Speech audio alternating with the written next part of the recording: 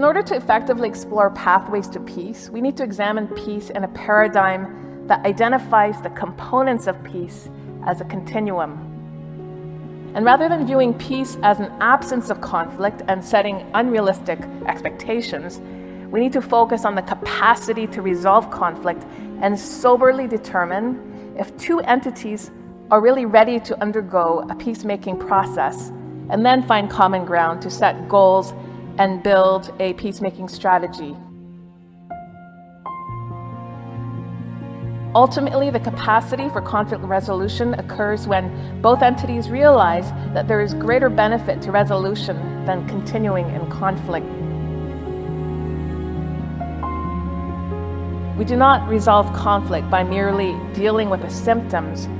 We resolve conflict as we work towards building mutual trust that creates a passage to the root of the problem.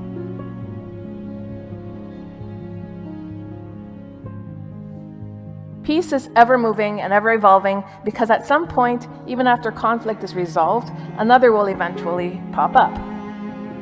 Peace should therefore be viewed as an organic continuum that requires ongoing trust building and conflict resolution, as you would in any personal relationship.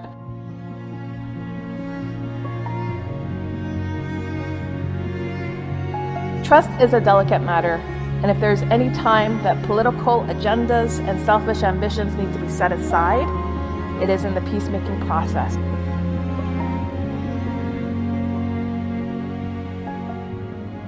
But peace is not a sentimental dream. It's actually an objective process that requires disciplined emotions and moral courage. There's a lot of tough decisions that have to be made and thought through when you're talking about peace. Conflict is a part of life in an imperfect world with imperfect people. And it becomes a greater problem when there is negligence, undue postponement, disinterest in resolution, or a lack of transparency and commitment to work through the conflict. You can fool the people with platitudes and tokenism, but you can't cheat peace. It has a mind and life of its own. Peace will not flow unless there are genuine and mutual efforts for resolution and reconciliation. So there's only true peace or an illusion of peace. Appeasement is not a pathway to peace. Fear-driven compromises aren't part of a peace process.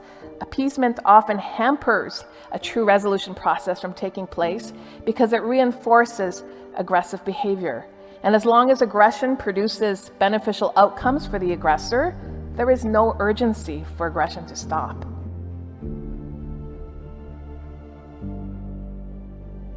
Fear installed by oppression is a powerful motivator, but it is unstable. Rather, it instills resistance over time, and at some point the people choose to die fighting rather than rot in captivity, so they revolt. Then the oppressor uses greater force to shut down resistance. So there's no peace under oppression. And where there is no peace, prosperity is hampered. And there's a theft of destiny where oppression takes place for both the oppressed and the oppressor.